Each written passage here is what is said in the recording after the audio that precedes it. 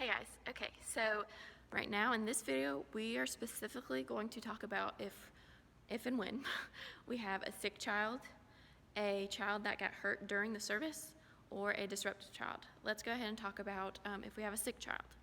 If the child obviously is not feeling good, they keep saying they don't feel good. If it's towards the end of the service, like 5 minutes, 10 minutes until we're done, say like, well, we're almost done. Mom and dad are gonna come pick you up in just a minute. Can you wait?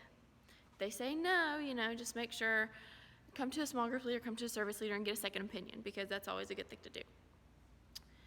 If the child is obviously sick, does not feel good, take them to the service leader. The service leader will then get their code on their sticker, those 3 digits and letters on their sticker, and they'll put it on the big screen. They'll get someone to put it on the big screen.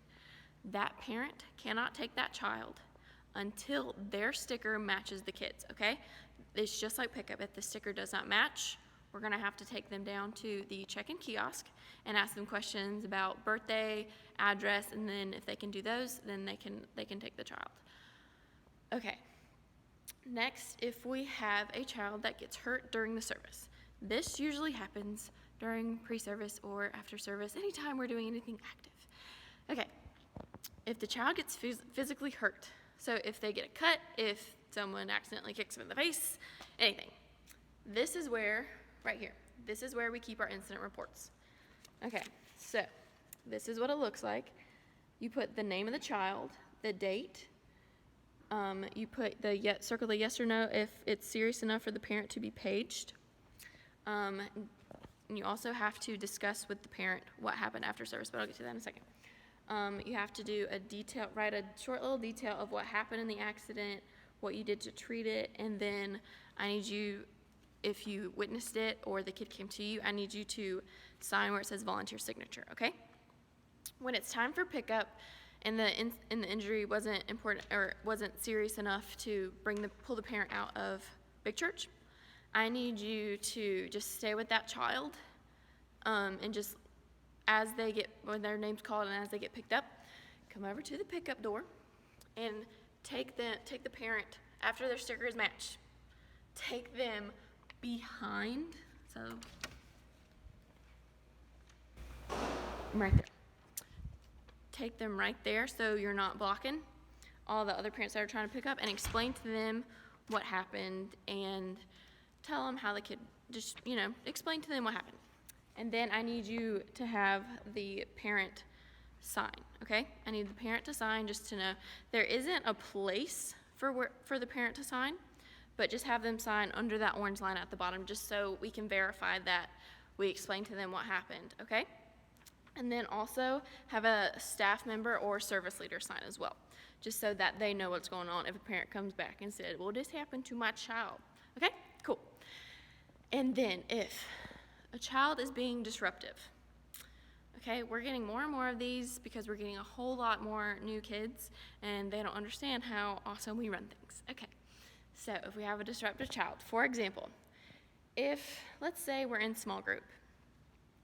If a child is just being so rambunctious, is running around all crazy in the room, is not listening to any small group leaders, or just does not want to pay attention whatsoever, come find me or come find a service leader.